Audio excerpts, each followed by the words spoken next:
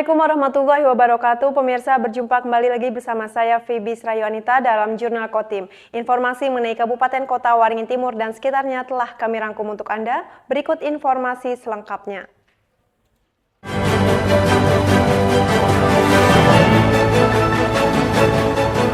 Menjelang Natal dan Tahun Baru, Balai Besar Pengawasan Obat dan Makanan Palangkaraya melakukan inspeksi mendadak di Sampit, Kabupaten Kota Waringin Timur.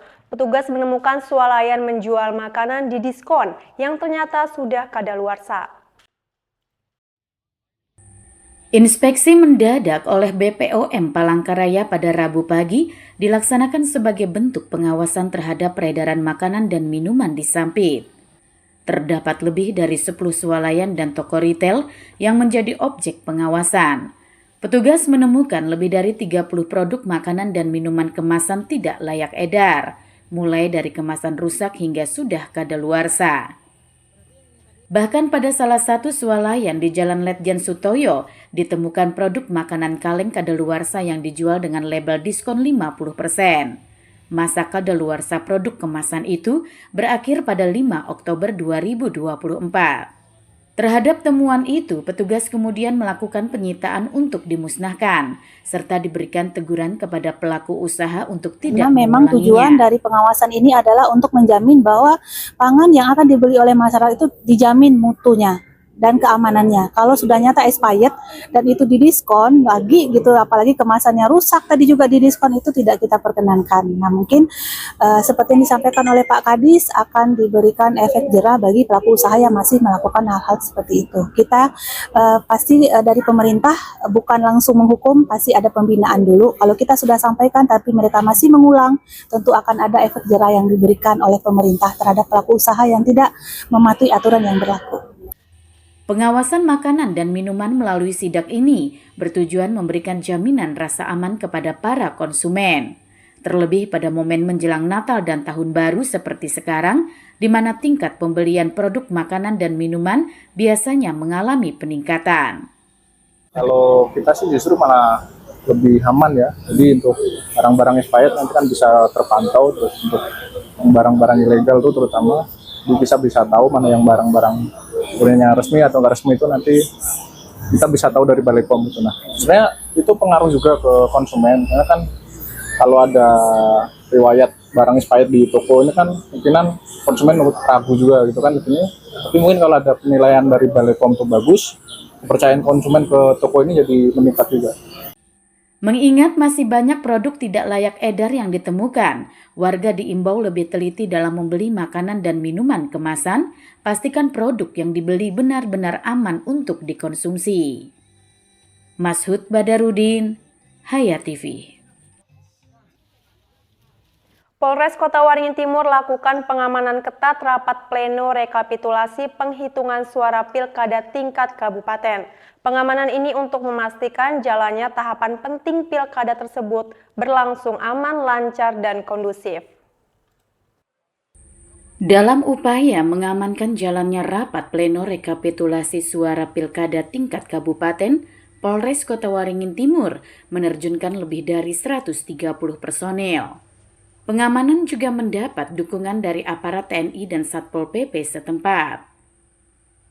Rapat pleno rekapitulasi suara yang dimulai pada Rabu pagi dilaksanakan di Gedung Serbaguna Jalan HM Arsat Sampit.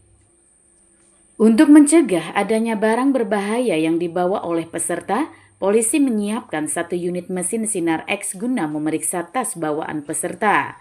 Selain itu, pemeriksaan tubuh melalui alat pendeteksi logam juga dilakukan oleh petugas kepolisian. Bahkan sebelum kegiatan dimulai, tim penjinak bom dari Brimob telah mensterilisasi seluruh area rekapitulasi suara. Pengamanan ketat dilakukan untuk memastikan tahapan rekapitulasi suara pilkada tingkat kabupaten berjalan aman dan lancar, tanpa gangguan yang dapat menghambat jalannya proses demokrasi tersebut. Perlu kami sampaikan bahwa hari ini adalah kegiatan rapat pleno di KPU Kabupaten terkait dengan pemungutan suara yang telah dilaksanakan. Dan hari ini kami dari Polres Kota Waringin Timur sudah menurunkan 138 personil berikut dari TNI dan Polri serta ada rekan-rekan dari Satpol PP untuk mengamankan jalannya kegiatan rapat pleno ini.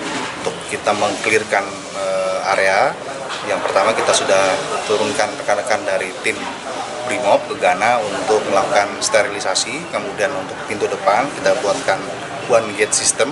Untuk sebelum masuk kita lakukan sterilisasi terhadap barang-barang yang dicurigai sehingga harapan ke depannya dalam kegiatan ini berjalan aman, kemudian kondusif terkendali. Pengamanan ketat oleh aparat kepolisian ini dilakukan hingga seluruh tahapan rapat pleno rekapitulasi suara pilkada tingkat kabupaten selesai dilaksanakan. Mashud Badarudin, Hayat TV.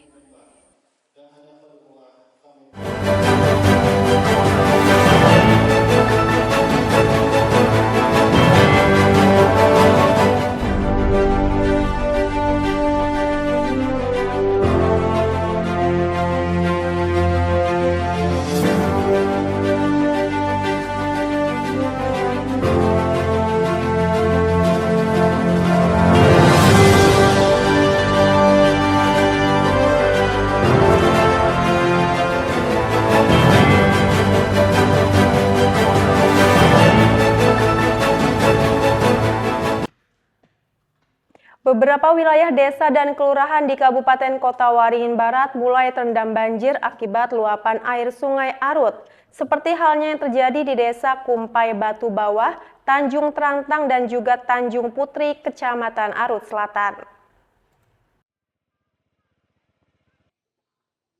Beberapa wilayah desa dan kelurahan di Kabupaten Kota Waringin Barat mulai terendam banjir akibat luapan air Sungai Arut, seperti halnya yang terjadi di Desa Kumpai Batu Bawah, Tanjung Trantang, dan juga Tanjung Putri, Kecamatan Arut Selatan. Luapan air Sungai Arut juga merambah permukiman di Kelurahan Raja Seberang dan Mendawe Seberang, yang mana air tinggal beberapa sentimeter saja akan masuk ke dalam rumah-rumah warga. Kondisi tersebut membuat warga waspada dan bersiap-siap untuk mengantisipasi jika air semakin dalam untuk mengemasi barang-barang mereka, seperti perabotan rumah agar tidak rusak karena terendam banjir. BPBD Kota Waringin Barat menghimbau kepada masyarakat Kota Waringin Barat untuk yang berdomisili di daerah rawan bencana harus tetap waspada, karena terjadi peningkatan curah hujan dengan intensitas yang tinggi masih seringkali muncul dengan tiba-tiba. Beberapa sekolah yang ada di Kecamatan Kota Waringin Lama, tepatnya di Desa Rungun, juga sudah mulai terendam banjir hingga merendam halaman sekolah. Tidak menutup kemungkinan jika kedepannya intensitas hujan semakin tinggi, maka sekolah tersebut akan makin terendam. Tidak hanya itu juga, hujan yang terjadi di malam hari Selasa mengakibatkan banjirop yang terjadi di pesisir pantai Desa Sebuai Barat, Desa Keraya, dan desa-desa lainnya yang berada di pesisir pantai. Muhammad Iksan, SBTV. Demikian pemirsa berita dari Kota Waringin Barat tadi sekaligus menutup jumpa kita pada kali ini. Saya Fibi Srayuanita mewakili jajaran yang bertugas, mohon undur diri dari hadapan Anda. Terima kasih dan sampai jumpa. Wassalamualaikum warahmatullahi wabarakatuh.